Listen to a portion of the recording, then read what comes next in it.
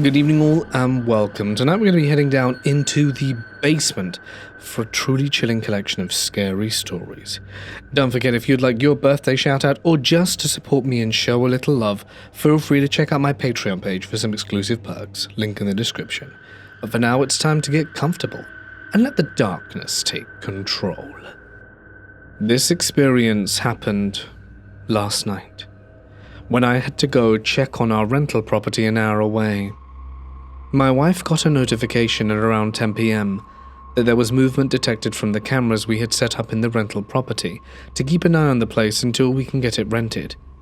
My wife asked if I could go over there to make sure everything was okay and locked up. I told her to text me if any more notifications came through. I pull up around 11:30 and can see there's a light coming from the basement. Already on edge, I walk around the outside and check windows and doors. All are shut and locked. My wife called me and asked if I had gone inside yet, because she got another movement detected in one of the bedrooms. I told her I was just unlocking the door and to go check inside, but really didn't want to. Maybe the camera detected me outside the window. I just said this is to make myself feel better. I open the door and yell out, "Is anyone in here?" I already called the police, and they'll be arriving shortly. I listened for anyone moving around but didn't hear anything. I check all the rooms and find nothing, so I head down to the basement to at least turn off the light. I walk into the basement and see the cord for the light swinging, but only that light. There's no air movement. I do a quick search and check for anyone hiding before I turn the light on my phone and pull the cord. The moment it turns off, I heard a loud bang upstairs. I ran up the stairs to get out of the basement quickly. The basement stairs are right next to the front door. I go out the door and start shutting it. I hear a voice come from the basement. "I don't like the dark. Please stay." I hopped back in my vehicle and turned it on and pulled out the driveway, and I see the basement turn back on. I called my wife and told her that I was on my way home. She said she got another movement detected alert right as I called her. Maximum nope. So there I was at 21 years old, upright and breathing, not drunk, not high, and not sleep deprived. I'm not the type to go chasing ghosts or shadows. I don't believe in any of that nonsense. But then it happened. At roughly 11 PM 2 years back, night had already curled up around the window. I'd gone downstairs to pee, and the basement was unremarkable. Post to the right, wall to the left, couch in the middle. To get to the washroom, you had to loop behind the couch, and halfway through the journey, something in my brain went ping. That subtle instinct, the one that doesn't speak in words, but still gets its point across. Turn around now. And against all logic I obeyed, and I saw it. A figure, human-shaped, made entirely of light. Not glowing, not blazing, not radiant like some celestial being come to grant me the secrets of the universe. This thing was calm and pale, soft as fog, but dense enough that I couldn't see through it. It stood there behind the couch, silently waiting, watching me. And it shouldn't have been there. We looked into each other for a few seconds, but I didn't panic. My heart didn't leap into my throat, and there was no rush of terror. Just astonishment. And then it ran. It sprinted behind the post like someone who had absolutely not intended to be caught, whatever it was doing. And as soon as it passed the post, it was gone. That's when the feeling hit me. That ice cold, what the hell was that crawls up your spine when your brain finally catches up with your eyes. I hadn't been dreaming. I hadn't been drunk. The house was new. No previous owners, no lingering tragedies soaked into the drywall, no dead relatives, no anything. It wasn't until it vanished that I realized how heavy the air had become. It didn't look scary. No face, no claws, no Lovecraftian writhing. Just a figure made of light. And as soon as I saw it, it startled and fled. And now I wonder what it saw in me. What made it pause and stare before bolting? The thing that makes this so scary isn't the thing itself, but the questions it leaves you once it disappears, about the nature of reality, life after death, and much more. And I wish I had some answers for all the questions it left me so abruptly. 2 months ago, I moved into an old house with 4 roommates, who I've been friends with for 6 years. We don't know the year that the house was built, but it has milk doors for the milkman to drop milk off at the house when it was socially unacceptable for a housewife to interact with another man, aka the milkman. So we estimate that the house was built somewhere between 1920 and 1950, but it might be earlier. 2 days ago, I asked one of my roommates to send me the floor plan of the house. I noticed that there was a 17 square meter storage room in the basement, and that the only door to the storage room was through the boiler room. I had never been in the boiler room, only peeked inside, so I decided to check out this storage room. When I walked in, it was really dark, so I left to grab a flashlight. Unfortunately, the only flashlight I have is a dual flashlight laser pointer for my cats, so the flashlight was very small in diameter and quite dim, but I could tell the floors were made of concrete that was very eroded, and the walls were also made of some kind of rock material, either concrete or large bricks. The room itself was completely empty, and there were no lights and windows.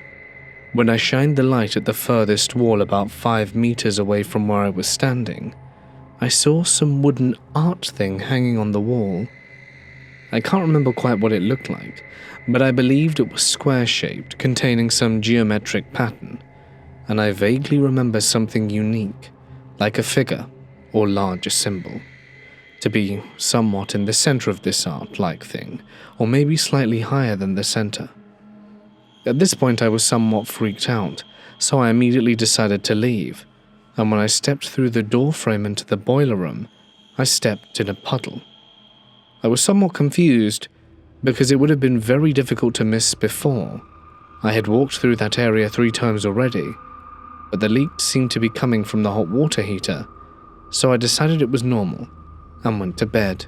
Then last night when I was sleeping, I heard a bubbling sound coming from the toilet in the bathroom that is right next to my bedroom, which is the only bedroom in the basement. I got out of bed to check it out and saw this large bubbling, forming and popping over and over again for about 3 minutes. I stood there and observed it, not knowing what to do, and when it finally stopped, I returned to bed. The house is old, so I assumed the bubbling in the toilet might have been a quirk of the house that I was experiencing for the first time, or maybe a blocked pipe. We've informed the landlord to check it out. This morning I messaged my roommates and told them I wanted to show them something in the evening, the storage room, but told them I wanted it to be a surprise so they could be as shocked as I was. Due to Thanksgiving weekend, as I live in Canada, only one roommate was going to be home, Rebecca. She texted me to ask what I wanted to show them and if it was a secret room. And after I said yes, Rebecca shared that Danny, another roommate, had recently had a dream about finding a secret room in our house. Rebecca also asked if the secret room was in the boiler room. I said it was, and she told me that Danny and Macy, a third roommate, had tried opening the door on 3 separate occasions in combination with each other, and they had never been able to open it. They assume it was locked, because the door handle didn't turn, and they didn't care enough to ask the landlord for a key. I didn't expect the doorknob on the inside of the storage room when I was there briefly, but it has a keyhole on the side of the boiler room. I asked the landlord for the key to the storage room, but they said that they'd never had a key or been in that room, as they are the new owners of the home. I FaceTimed Rebecca and asked her to try opening the storage room because I wasn't home yet. When she tried, the doorknob wouldn't turn. She also tried pushing and pulling, but the doorknob wouldn't budge at all. Rebecca had to leave to go to her family for Thanksgiving, so when I got home a few hours later, I tried going into the room. The puddle in front of the door was no longer there, but there was a puddle still under the hot water heater, not just right in front of the door to the storage area. So I'm assuming that the water in front of the door dried over the past few days. But no matter how hard I tried, I couldn't get the door to open. The handle wouldn't turn and the door wouldn't budge, even when I pushed or pulled as hard as I could. I did not purposefully lock the door when I closed it 2 nights ago, and the first time I opened the door it was so easy to open, I didn't even consider the door could be locked. And I know this is a very, very minor thing, and it might be unrelated, but 3 weeks ago I accidentally spilled some liquid on the egg carton in the fridge. The carton was saturated with liquid. I assumed eventually it would dry, but I quickly realized I'd be wrong about that. I decided to just leave it, and today when I opened the fridge, the carton was bone dry. I open my fridge every day, and I strongly believe I would have noticed if the egg carton started to dry after 3 weeks. With the water in the front of the door drying, I can chalk it up to natural drying, but with the egg carton, I can also see how that may have been the natural drying process, but I do find it quite strange that for 3 weeks the carton remained soaked and now was bone dry. With the toilet bubbling, I can say it's likely due to a blocked pipe or a quirk of the house. But why was I the only one able to open the door? And why can't it be opened now? I suppose I could have accidentally locked the door on my way out, but my roommates insist they tried very hard to open it before I even knew about it. I've known these people for 6 years, and they aren't the kind of people to play pranks on others. I've never heard of them playing a prank on anyone, and they've never played a prank on me for the 6 years I've known them. I can't come up with a reasonable explanation for why I was able to open a door, and my roommates, who tried on 3 separate occasions, insisted it was locked, and any insight into the other strange events would be greatly appreciated. I am sharing this because I'm in search of potential aid. I live in an above-ground basement in a 3-story townhouse. For some context, I'm a very light sleeper and pretty much wake up at almost any disturbance. To help alleviate this, I typically play some sort of white noise, whether it be artificial or something like a fan to help drown out any odd bumps in the night while I'm sleeping. I've been living in this place for over a year now, and aside from the occasional sounds from my roommates waking up early, or an odd nightmare, I have generally slept here without any issue. That was until last night at least.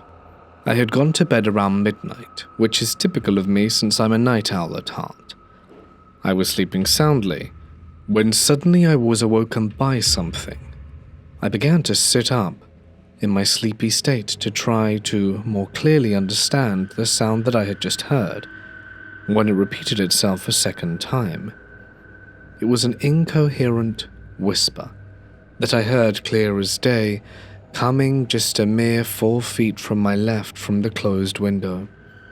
I started to immediately feel panicked, but thinking maybe I was just in a weird state of half asleep, so I tried my best to wake myself up more, stay attentive, and listen if the sound occurred more. I heard it again 3 more times, in the exact same cadence, volume, and location. Now I was truly freaked out because I knew I was fully awake. My mind went into panic mode as I quickly got a makeshift weapon and some pepper spray as my mind tossed around the ideas of potential intruders or perhaps some sort of spirit, which, mind you, my encounters with the supernatural have been minimal at best. I've never witnessed anything to this level in my life. Now you may be thinking, if you hear a voice coming from your window, then wouldn't it make sense for it to be someone outside? I would wholeheartedly agree, except that this whisper did not at all have the sound of being muffled by someone trying to talk through a window. It sounded clear and airy, as if someone were right next to my window, talking at me from inside my room. Disturbed, tired, and feeling exposed, I decided to head up to the main level of the house to keep watch and be out of potential reach for whatever was scoping out or was in the basement. I waited in complete silence for about 40 minutes, just starting to subtly convince myself that maybe it was all just a ruse or a trick of the mind, when a set of repetitive, intentional knocks came at one of the glass windows. It knocked 6 times, a light knock that wasn't rhythmic in the slightest. This was the last of the activities I encountered. Not too long after this, one of my roommates came downstairs for a late-night drink of water, and we ended up searching through the property, both inside and out, and checking the porch together to see if we saw any traces of anything, but all was clear. My question to you is, has anyone here experienced anything like this? Not at all sleep paralysis, but noticeable whispers or knocking. If so, do you have any suggestions to what I can do? I will say it's entirely plausible this could have been a person, but I didn't hear any footsteps on the porch or at my bedside window, which can be hard to cover up unless someone was trying to be exceptionally sneaky. When I started my first year of grad school, I moved into a basement suite in an old Victorian house on the edge of town. The landlady was a kind woman in her 70s, soft-spoken and a bit eccentric, but always respectful. She lived alone in the main house upstairs. The rent was cheap, and I was only a 10-minute bike ride from campus. It seemed like the perfect arrangement. But from the moment I moved in, I couldn't shake the feeling that something was deeply wrong with the place. The basement had been converted into a separate living unit long ago, and though it was furnished decently and had its own entrance, the entire floor always felt damp and too still, like it was holding its breath. The air was heavy, and certain corners stayed unnaturally dark no matter how many lamps I brought in. There were no windows, only narrow grates along the ceiling that were high and impossible to see through. The only connection between the main house and the basement was a locked stairwell behind a heavy door in the laundry room. The landlady told me never to unlock it unless she knocked first and called down. That was the rule. About 2 weeks in, I was woken up by the sound of footsteps on the stairs. The lights were off, and the room was soaked in pitch darkness. I looked at the clock. It read 2:15 a.m. Expecting to hear the upstairs door open and her voice call my name, I listened. But there was no knock and no call, just these steps descending the wooden stairs, and the way they were walking, it was like someone was unfamiliar with how loud they were being, or maybe they just didn't care. I waited for the sound of keys or the door handle to turn, but nothing came. Just the footsteps and then silence. And then the floorboards just outside my bedroom creaked. At first it was just a groan, then two. Then a shift like a weight being adjusted. I didn't move. I could barely breathe. My door was locked. I always locked it before bed, but I suddenly didn't trust that was enough. I was too afraid to reach for my phone, so I pulled the blanket over my head like a child, heart hammering so hard it made my temples throb. Then with terrifying slowness, the doorknob began to turn. It rattled softly, once and then again. Testing, I squeezed my eyes shut and pressed my hands to my ears like I could muffle reality. I felt like a rabbit pinned under a hawk's shadow, completely helpless. Then silence. I stayed that way under the covers until dawn, and I never heard the steps go back up. When the morning sun finally crept through the high grey windows, I emerged, shivering and exhausted. The door was still locked. Nothing had been moved, but the sense of wrongness hung thick in the air. I told myself it had been a dream, it had to be, but I never slept comfortably there again. I stayed there for 2 years, always too busy or too broke to move.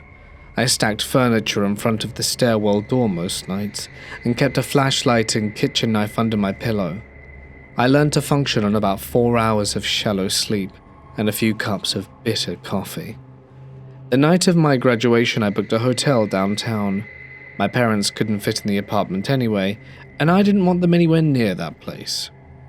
That night in the hotel, I slept like the dead. It was bliss. It wasn't until many years later, in fact, that I dared ask the new tenant what they thought of the place. They paused and said, "You mean the stairs?" And that's all they would say.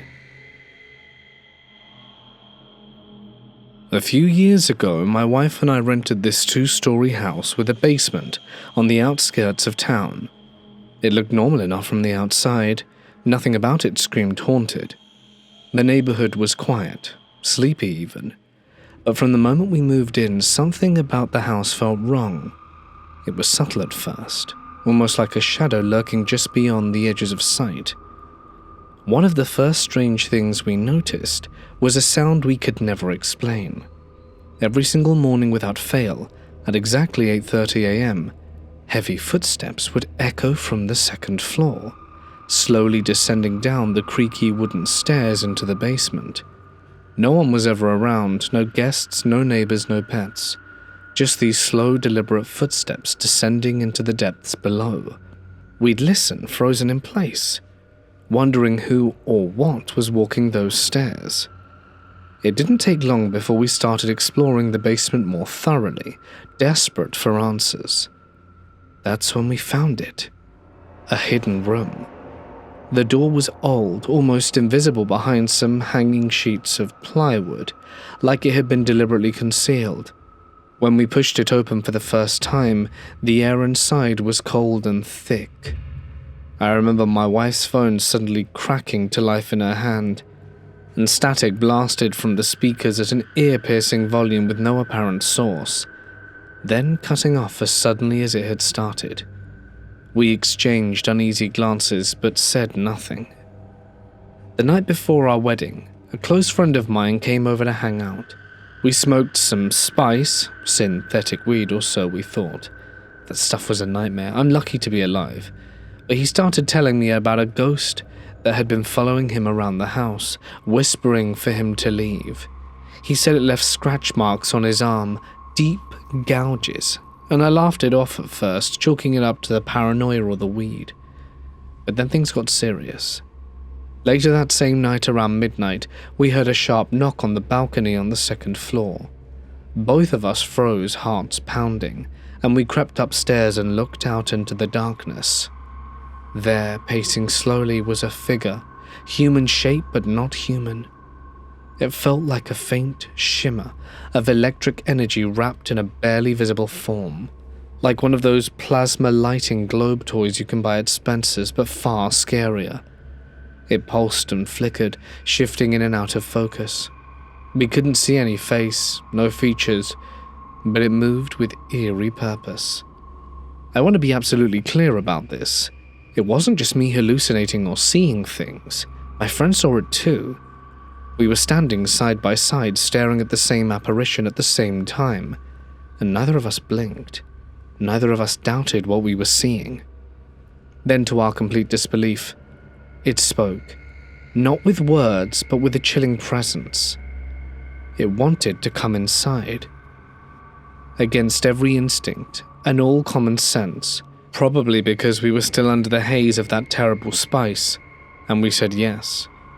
We watched as it crossed the threshold, gliding into the living room and settling down on the couch, almost like it was waiting for us. We flicked on a moving, hoping it might somehow distract us from the creeping terror building inside, but we couldn't look away. Every few minutes, one of us would glance over and see it sitting there, faintly glowing and swaying. We looked at each other silently, asking if we saw it too.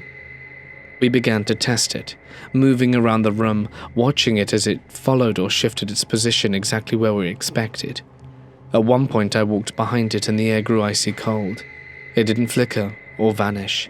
It was real, and we both touched the armrest where it sat. No warmth.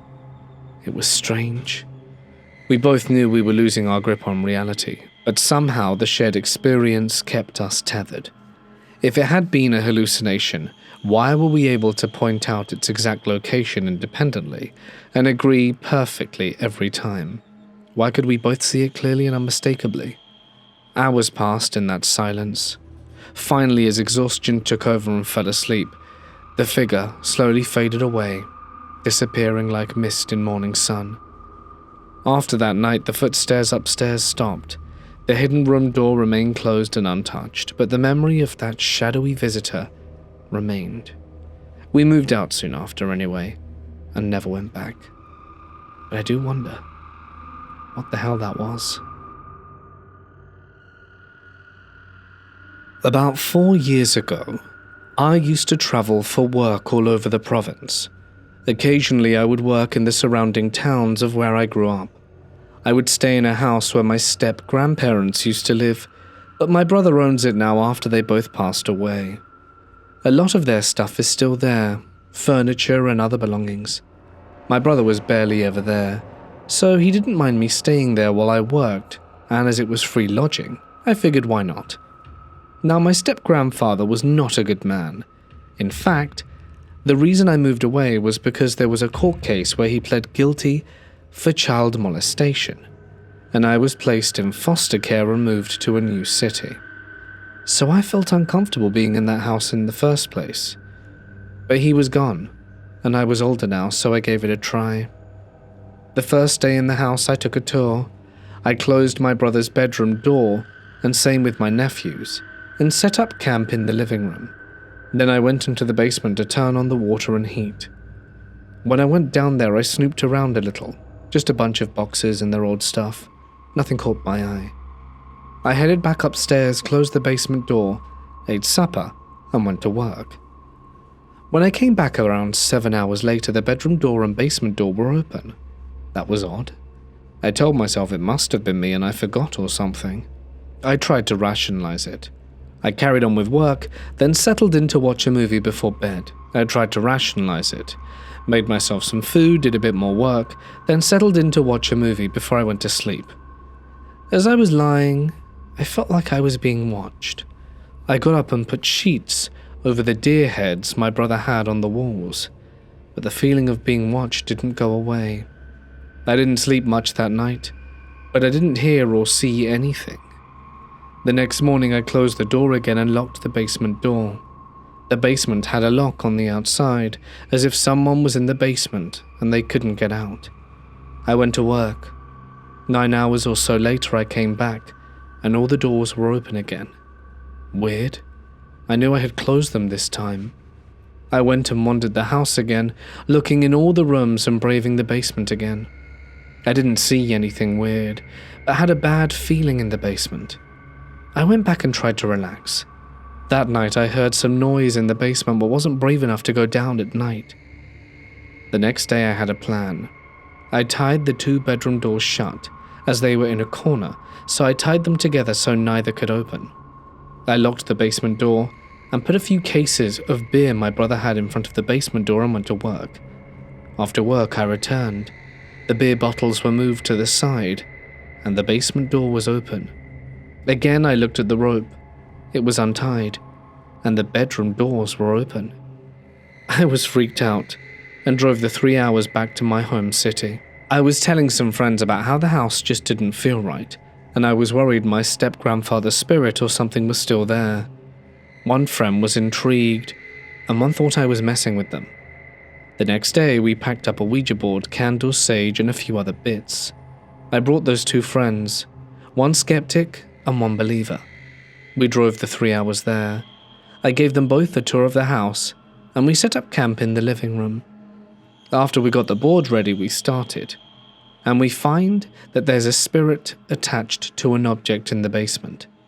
Now, I've seen my fair bit of horror movies, and know we shouldn't go into the basement with a Ouija board and listen to a spirit, but we did just that. The skeptic thought we were just messing with him at this point. We head to the basement, set up the board on top of a pool table, and once we started it back up, a weird smell like fermenting sewage filled the basement for a few seconds. All 3 of us could smell it. Now, in the basement there were 2 pink walls and 2 green walls. We asked the board if the object was closer to a pink or green wall. The board said pink. I looked to my right, and right there, staring at us, was a vintage pink stuffed bear. None of us had noticed it when I gave the tour. I hadn't seen it any time I went there. In fact, I'd never seen it before in my life. We asked if it was the bear, and the planchette moved to yes. At this point, the skeptic started to come around. We asked what it wanted and it said, home. So what did I do? I walked over to this creepy stuffed bear, picked it up and we headed back upstairs. We proceeded to ask some questions. It revealed that its name was Sarah and that she was 12. I proceeded to bring the bear home, asking pendulum questions on the 3-hour drive. I put the bear in my garage. I set her atop of the board on a table and headed back inside for the night. The next day, I went out to the garage to check and grab my board to bring it back inside, knowing I wouldn't want the bear inside the house if I didn't know she was going to be safe. When I walked in, the Ouija board was on the ground out of the box, and she was sitting on the table. The thing is, I had placed her on top of the box, and yet she was sitting on the board which was on the ground. Weird, right? Years have gone by. I've moved twice and no longer have the garage. For the first 6 months or so in the garage, things would move and go missing. When she first entered the house, my dog wouldn't enter the room she was in. I kept her in my craft room away from the public area. My dog would just sit and stare at the doorway. Finally, I just went up to the bear and said, "If you would like to stay in the house, I need you to stop freaking out my dog and get along and behave." And the next day, my dog entered the room with no issues. I now live on my own, and the bear is in my spare room. She's well behaved and nothing has happened in the year I've lived here. I still think she's here though, but I have yet to find someone brave enough to talk with her again. When my aunt was about 15, she stayed home alone during the day while her grandparents and brother went into town to buy groceries. She spent her time on the phone speaking to her boyfriend. She said she heard a vehicle drive up, and a minute later someone knocked on the door. She told her boyfriend that she had to let him go because she thought her grandparents were back from the store. She said it sounded like they were kicking the door with security boots on. So she looked out the window and saw no cars. So she decided to call her cousin Clara, who lived in the next town. Clara always carried a shotgun with her. My aunt also called her boyfriend back to tell him what was going on. Clara showed up, and a minute later my aunt's boyfriend and his sister arrived, armed and ready. Clara checked the door and lo and behold, the screen door was locked. There was no way the doorknob to the heavy wooden door could have been messed with. They decided to check the back of the house. In the backyard there was a basement entrance, with an old wooden door that had been sealed shut with heavy chains for years. No one had ever been inside to my knowledge. There was a rumor in the family that money had been hidden in the basement long ago, but no one knew exactly where. Some believed it was tucked away in the walls or buried beneath the floor. Others thought that there was an underground tunnel connecting the basement to both the old burned-down house down the street and the shed, though no one had ever found proof. My aunt and Clara walked down the steps to make sure the door was still locked, and as they were making their way back up, they both felt a gust of cold air pushing past them, rushing down. Suddenly, the basement door, still bound with thick chains, began vibrating horribly, as if something inside was trying to break free. The chains rattled violently. There was an old shed on the property, and at night my aunt said she could see someone inside with a flashlight just looking around. Down the road stood the remains of an old burnt-down house. You had to pass that house to get to my family's home. Supposedly, it had been a residence for migrant workers and their families. Everyone inside had perished in a fire, including children. Whenever my aunt's father passed by that house, he would see a red ball bouncing outside of it. Sometimes my grandmother, Grandma Teresa, would hear the screams of women and children and would call the sheriff, but the sheriff never took her seriously, thinking she was making up the stories. My aunt said that many times they would see what appeared to be the old house engulfed in flames. My uncle and grandfather would rush over to put out the house, only to find no fire, no smoke, just an eerie silence. The illusion of the house burning happened often. She said she hated the nights because it would get unbearably hot, with only a single window near the front or back door for cooling. At night she could hear children playing, pulling a wagon and laughing. It happened frequently. She would cry and beg her parents to let her sleep in their room, and her grandmother would make a little bed on the floor next to theirs. It was terrifying because she could hear the children, but there were no streetlights. It was just complete darkness. The ghostly voices would chant, "Come out and play, we want to play with you." And she still shudders when she shares that story. I don't know exactly what happened to that house, or if my family still owns the land. Many people have told me that all the hauntings were because my great-grandmother, Abuela Rosa, was a witch who practiced brujeria. An older family member once told me that Rosa despised my great-grandfather and had prepared a special glass of water for him. He didn't drink it, but her own son did, and he became gravely ill. They claimed our family was cursed. I kind of believe it, especially since all the women in my family have lost their first husband, except for mine. Wherever Rosa lived, hauntings followed. Years later, she moved to another town with my cousin Clara, and even more scary things happened in that house. My family, including myself, seemed to attract the dead, which is both a blessing and a curse. Rosa always said that wherever she was taking clothes off the clothesline, she would hear someone whisper her name. And no, they never found the money. They looked hard, digging. Once they finally managed to break open the basement door, stepping inside, the air was thick and heavy. They dug through the dirt floor, pushing aside rotting wooden beams and stone slabs, searching desperately for any sign of a hidden treasure. The deeper we dug, the more uneasy they felt, like they were disturbing something that had been left alone for too long. Then, out of nowhere, a chilling whisper filled the space saying, "Rosita, don't." That was enough. They ran out of there as fast as they could, leaving the basement wide open. Whatever was down there didn't want us finding the money. I've always believed in ghosts, to an extent anyway. I was raised Christian, and now I'd say I'm more spiritual than religious, but that sense of there being something more never quite left me. I don't fear the idea of spirits. I think they exist and think sometimes they try and get our attention, but I don't invite anything in intentionally, like I don't touch Ouija boards or do rituals or anything else. I just live my life and figure that if something around me is there, it's probably not there to hurt me. So I don't get freaked out by the usual ghost stuff like lights flickering, cupboard doors opening. Even if it's something weird, I just tend to shrug and move on. But something did happen that I can't explain, and I want to get your thoughts on it. So it was the middle of the night, no idea what time exactly, but I was asleep in bed. I'm deaf, by the way, and I didn't have my hearing aids in, so everything around me was completely silent.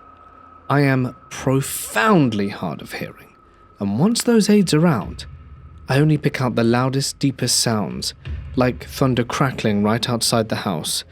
Nothing subtle, nothing soft. So anyway, I'm sound asleep when I feel someone grab my arm. Not a little nudge or brush, this was a full-on yank, like someone was urgently trying to get me up. And they nearly did. I half sat up, heart pounding, fully expecting one of my parents to be standing over me, waking me up for an emergency. But there was no one there, just me. No footsteps retreating, no shadows, no whispers, just the room exactly as it should be. The funny thing is, though, I wasn't even scared. I mean, yeah, I was alarmed at first, but only because I thought something had happened to my parents. Once I realized they were fine and no one else was in the room, I was almost relieved. Confused, yes, but mostly relieved. After that, I started thinking about how most ghost stories tend to start with sounds, footsteps, knockings, whispering, slamming doors, and it hit me. I wouldn't notice any of that, not without my hearing aids in, and I never wear them to sleep. So now I'm wondering, what if it's been here the whole time?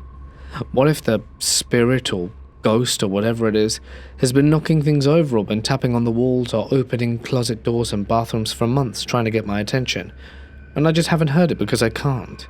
Maybe the yank on my arm was the moment it figured it out. Honestly, if that's what happened, if I've got a ghost who's had to adapt to how they haunt, it almost feels sweet. There was this house my brother and I shared once. Relatively new build, but nothing old or creepy looking on the outside. But something about it always felt off. We were convinced it was haunted, though there was no obvious reason why. One weekend, my brother had gone away on a work trip. It was late, well past midnight on a Saturday, and I was alone with our two big Labrador retrievers who were usually calm, but that night seemed restless, pacing and growling at shadows. Suddenly, from somewhere below the house, the garage or basement area, I heard a loud, angry banging. Not just one or two knocks, but rapid, heavy slams, like someone was pounding on a door with anger and frustration. Here's the thing. The garage had this strange, swinging door that didn't have a doorknob, just a wooden panel hanging on hinges. You could push it open easily, no lock, no handle, so banging on the door seemed pointless. If anyone was there, they could have just pushed it to open. The only other door down there was an access panel to a sealed crawl space, a narrow dark cavity under the house with no lock. It was the only other way in or out of that creepy crawl space. So the dogs were losing their minds, barking furiously, growling, ears perked, hackles raised. They refused to go down and investigate, and it was like they knew something was wrong. I stood frozen for a moment, heart pounding, trying to figure out what was more likely. Some stranger banging on that swinging garage door for no reason, or something coming from the sealed crawl space. I called the dogs, tried to coax them down, but they wouldn't budge. It felt like the knocking wasn't just random noise at this point, it felt deliberate, like they were trying to get my attention, trying to draw me there. Panic started rising in my chest. I thought if something bad was going to happen, I'd rather be in my bed, as my room was upstairs and the dogs were with me. Surely if someone was breaking in or worse, they'd have to go through the dogs first, and these dogs weren't just pets, they were protectors. So shaking, I decided to go to bed. I told myself it was probably just some drunk person messing around or maybe a raccoon. But honestly, deep down, I wasn't convinced. A week later, my brother came home. We were both asleep when around 2 a.m. on Saturday, he barged into my room pale and wide-eyed. He'd heard the knocking too. The dogs were again barking like crazy, so he ran down to check. But of course the knocking stopped the moment we got near the door. We searched everywhere, the garage, the basement, the crawl space, but found nothing. No footprints, no sign of forced entry. No hiding person. The thing is, we never figured out what caused the banging. For years, the mystery haunted us almost as much as the sound itself. Then 8 years later, I ran into an old neighbor and jokingly mentioned the ghostly knocking at the house. That's when he dropped the bombshell. There had been a burglary ring operating in the neighborhood back then. The crooks had a creepy method. They'd knock on doors late at night to see if anyone was home, and if no one answered or called the cops, they'd know it was safe to break in later. But if someone responded, or the dogs went wild, they'd move on. Apparently our house was on their list. They knocked, and when the dogs barked non-stop, they didn't break in, at least, not that night. What still puzzles me is why they knocked again a week later, knowing the dogs were there. Were they testing our reactions? Or was something else going on? Or maybe the dogs sensed more than burglars. Either way, the banging wasn't paranormal, but the fear it sparked felt very real. And it's a mystery I don't think I'll ever forget. This happened in the basement of my childhood home when I was around 13. The house didn't feel particularly haunted, but both of my two siblings can attest. Weird stuff used to happen in that basement. I was having a sleepover with a friend. and whenever we stayed at my house, we always slept down there. The basement was fully finished with a big TV. Pool table, couch, Murphy bed, the works. So it was great because us rowdy teenagers could hang out down there and not disturb my parents much. We fell asleep watching a movie on a DVD, and at some point I recall waking up to the bright yellow selection screen glaring in the dark, and the same annoying-ass sound clip replaying over and over, just a few decibels too loud. Now it's important to note, to the left of the TV was a tall, skinny closet with a door. I remember we had gone into that closet to grab some extra blankets before starting the movie, and perhaps we didn't close it all the way, and because when I woke up the door was slightly ajar. So I woke up, and I'm in that weird, surreal state where I can't really tell if I'm awake yet or still asleep, just dreaming. But I look at the TV, and I'm suddenly frozen with fear. Right in front of the TV on the left-hand side was this tall, skinny black shadow obstructing the bright yellow color of the screen. It didn't have any particular features, more just a dark, vaguely shaped mist of a standing figure. Suddenly, almost as if the shadow noticed me looking at it, the mist quickly drifts into the closet next to the TV, and I swear, the door closes behind it. At this point, I'm so scared I can't move. I want to wake up my friend so badly, but I couldn't even bring myself to speak. I just sat there hoping I was seeing things and/or trying to convince myself that I was still asleep, and it was in fact just a dream. All of a sudden, my friend, whom I thought was asleep this entire time, sits straight up next to me on the couch and goes, "Jet, did you see that?" We sprinted up those goddamn stairs so fast our feet barely touched the ground. I don't think I've ever run like that in my entire life. We told my parents the next morning and they just laughed at us, clearly not believing it.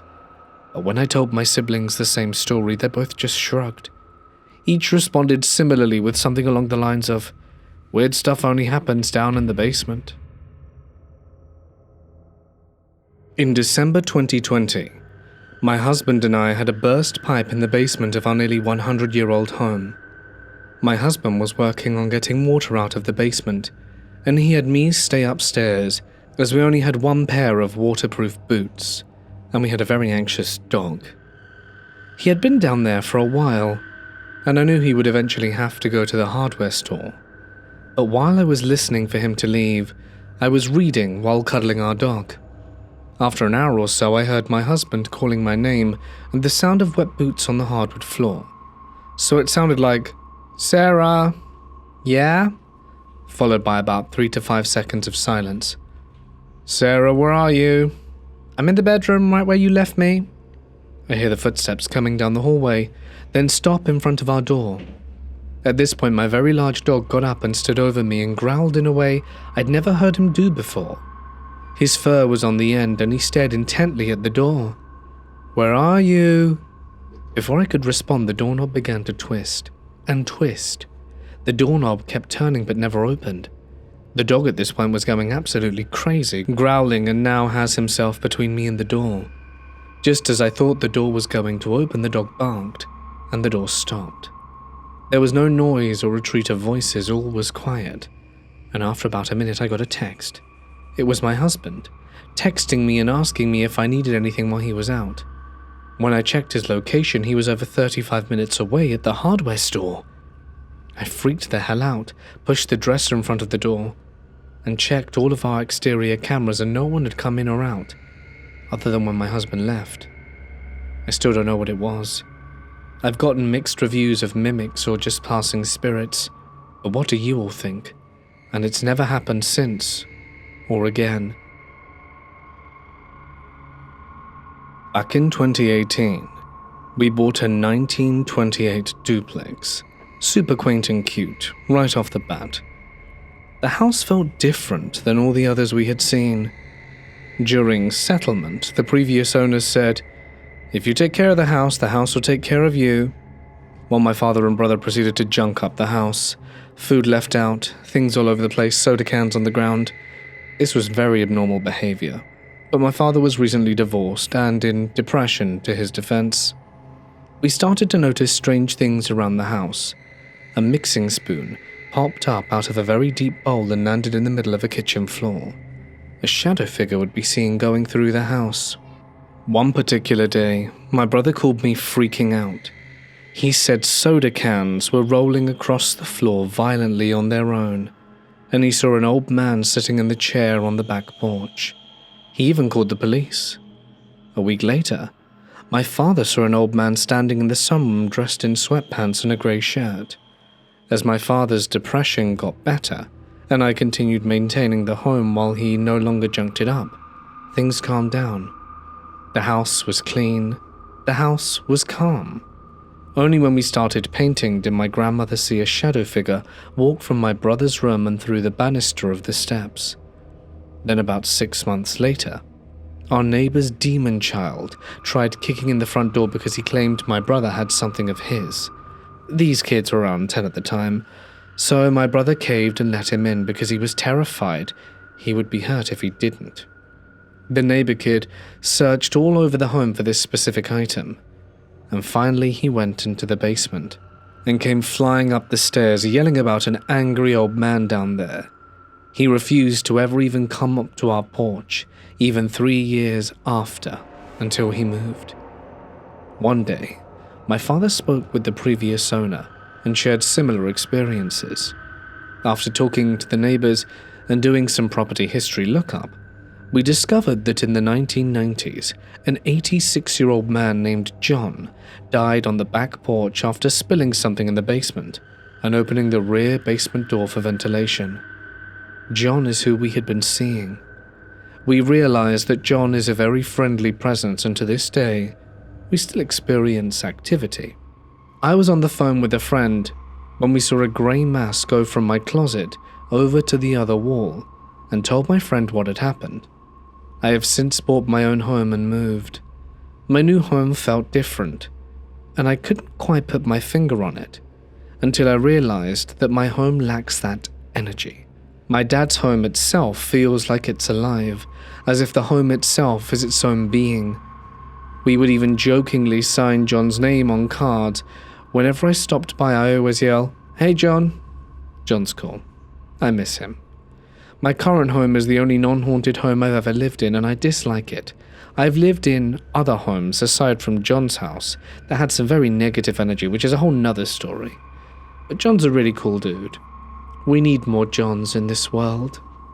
Or the next, depending on your point of view. The following began around 2015, when we were living in a house in Cape Girardeau. The layout was simple: 2 bedrooms and a bathroom on the left, front room, kitchen, and dining room on the right, and of course, a basement. When my youngest brother was expected, my older brother and I were moved into the basement. I've always had an uneasy feeling about that space. Not long after we moved down there, I began having recurring dreams.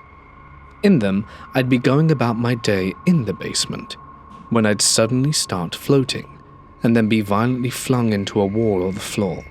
Right before impact, I'd wake up, and it kept happening, and I never saw what caused it. Around the same time, I started hearing someone call my name. I'd check with my parents, but they never called.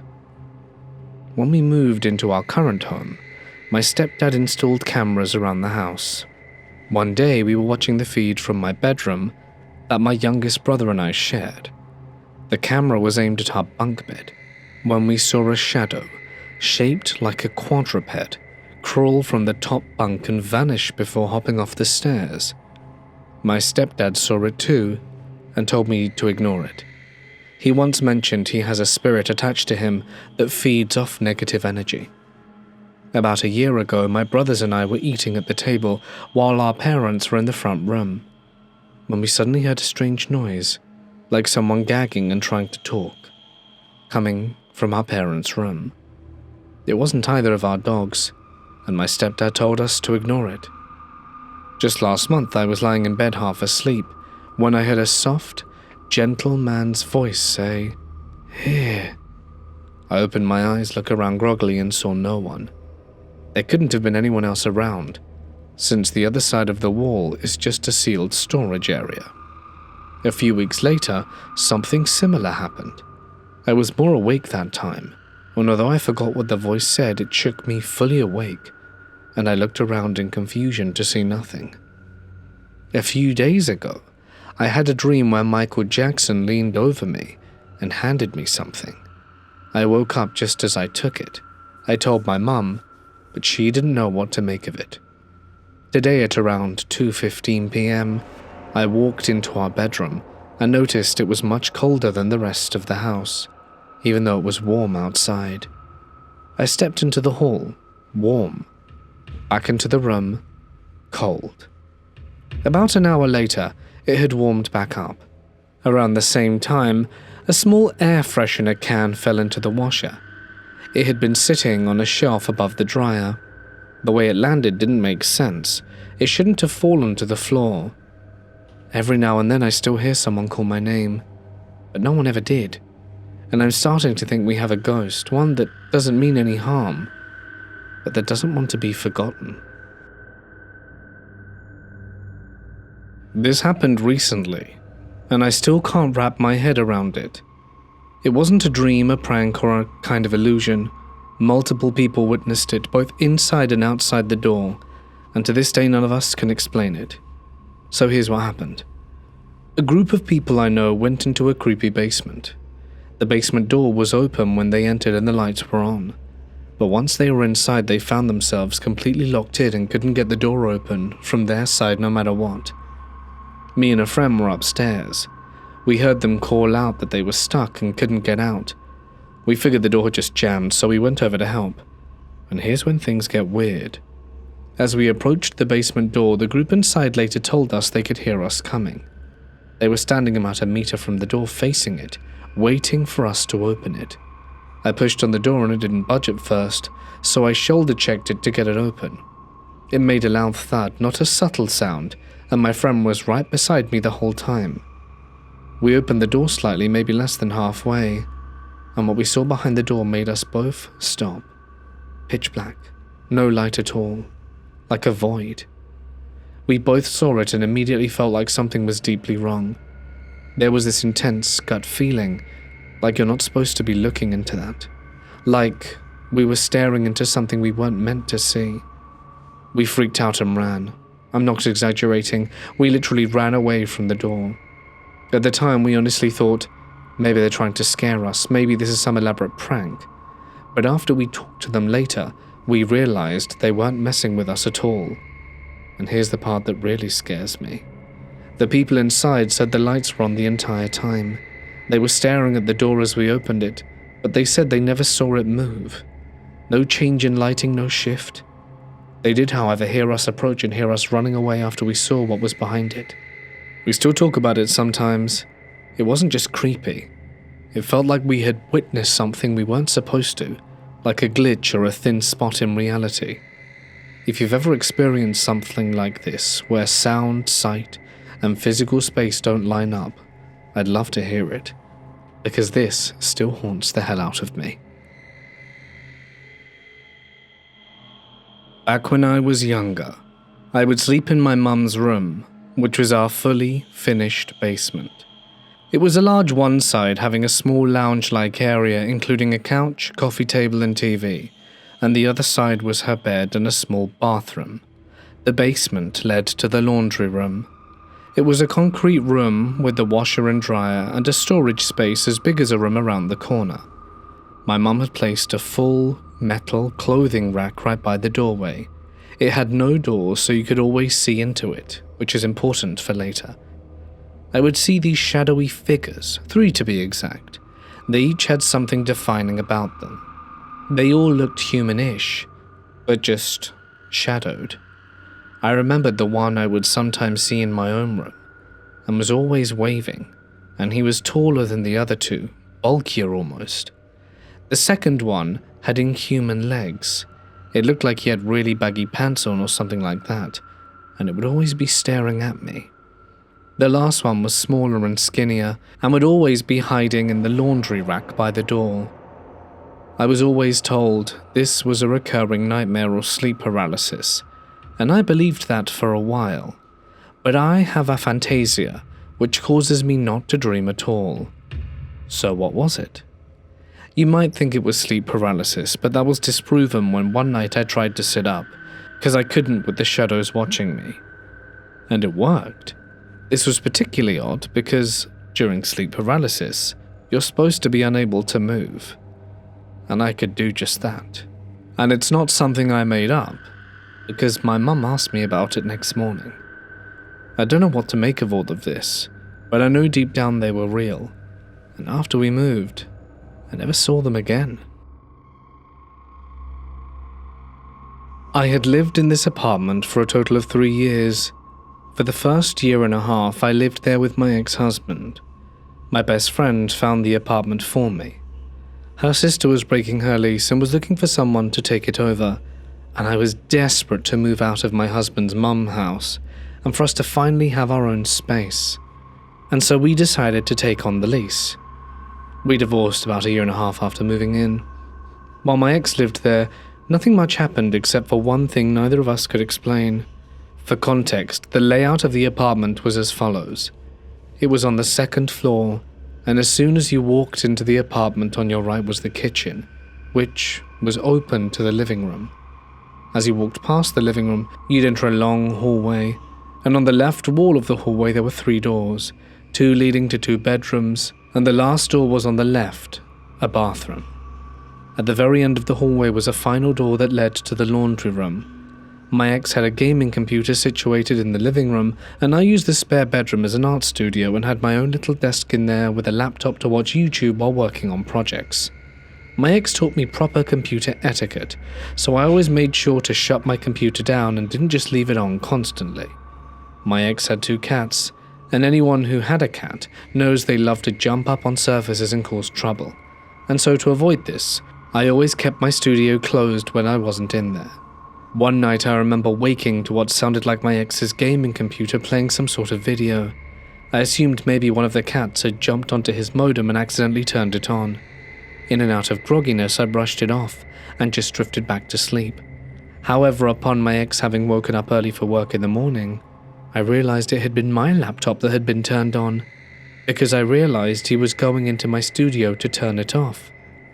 I immediately felt a ping of anxiety shoot through my chest, because I really had no idea how the computer could possibly be on, and on top of that playing a YouTube video. First of all, you needed to enter a password for the computer, and I know for a fact that I had shut it down, as I always do.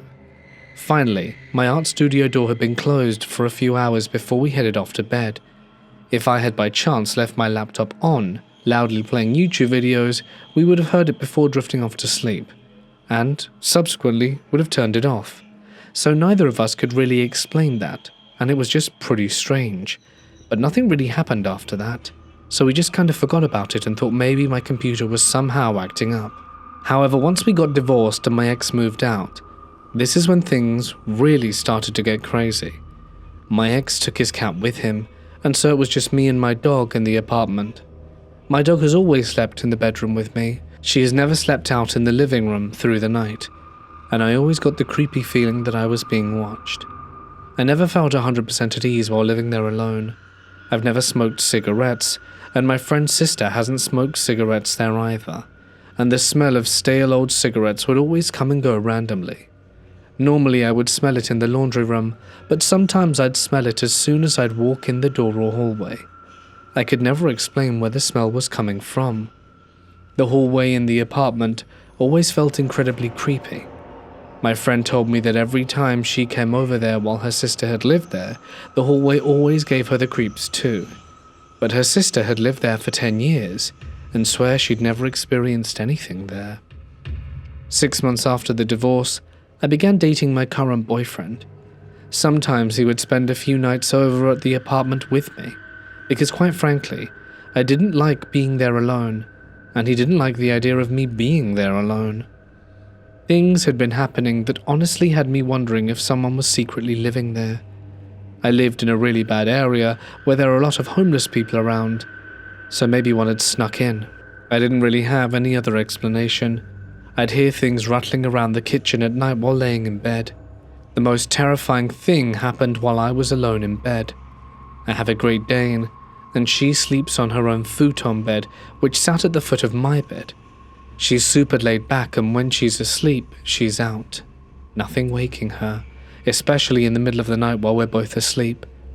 Well, on this specific night, I woke up to her growling at something. She never does this just randomly in the middle of the night. It was around 2 a.m. She was looking directly into the hallway and she was super alert, sitting up and baring her teeth. I've literally never seen her do that before. That alone scared me, so I shushed her so I could try and listen. And when she was quiet, I heard the creaking and shuffling of footsteps coming down the hallway from the living room towards my door.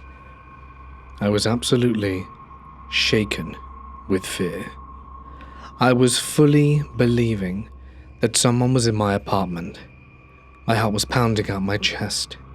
I was so terrified I slowly climbed out of bed and grabbed my pistol, which was underneath it.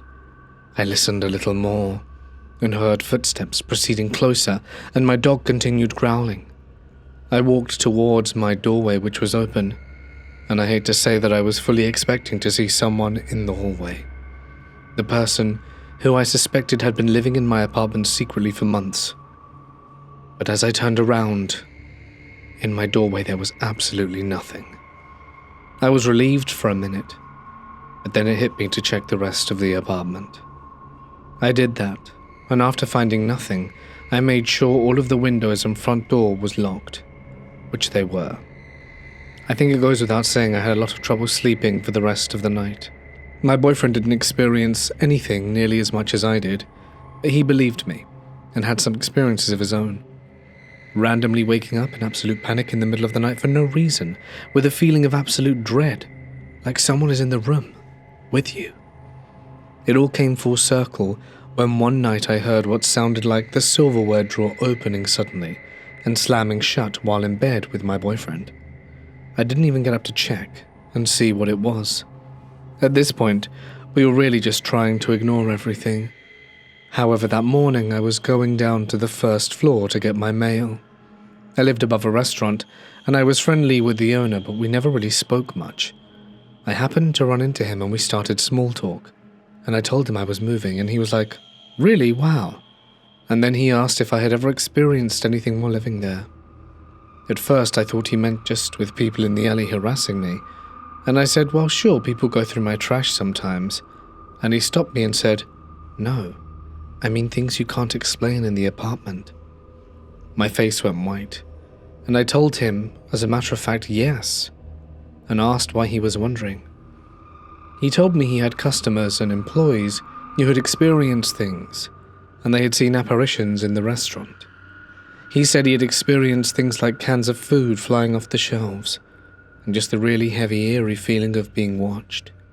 He also told me that apparently the tenant who had previously lived in that apartment, which was in the same building as mine in the front, had mentioned to him that he used a Ouija board in his apartment once. The owner of the restaurant had a self-proclaimed medium come to do a reading of the building. She said she felt energy vortexes in the basement. To be honest, hearing all of that was a lot, because I had spent so long just trying to shrug everything off that had been happening and just ignore it all. But hearing all of this made me realize perhaps it wasn't all in my head. The last thing I remember experiencing was one night when my boyfriend and I were getting ready for bed. I was already in bed and he was brushing his teeth in the bathroom down the hall. My dog was coming into the bedroom to get on her bed, and I said good night to her. My boyfriend came into the bedroom and asked, "Who are you talking to?" I told him I said good night to the dog. He said he was asking because he thought I was on the phone, but because he heard good night said out loud twice. I told him I only said it once. Thankfully, we moved out shortly after. Hey guys, it's Mort here, and thank you so much for listening. I hope that you guys have been enjoying the daily content. I certainly have enjoyed doing it, especially trying to make these videos longer. Funnily enough, at recording time. These videos are double the length of the original length I used to do before, roughly around 40 minutes, so I hope that you guys are liking. I think I will be hitting you up tomorrow with some cabin stories, and these really are the creme de la creme. They're going to be so good, so please don't miss me on Saturday. You're going to love it. That's it from me, though. Of course, it goes without saying that I would like to extend a huge thanks to my members and patrons whose names can be seen on screen, and for signing up they get some really cool exclusive perks, and if you'd like to find out what those are, you can follow the links in the description to find out more. But that's it from me. Stay awesome, and I'll see you in the next one. Good night.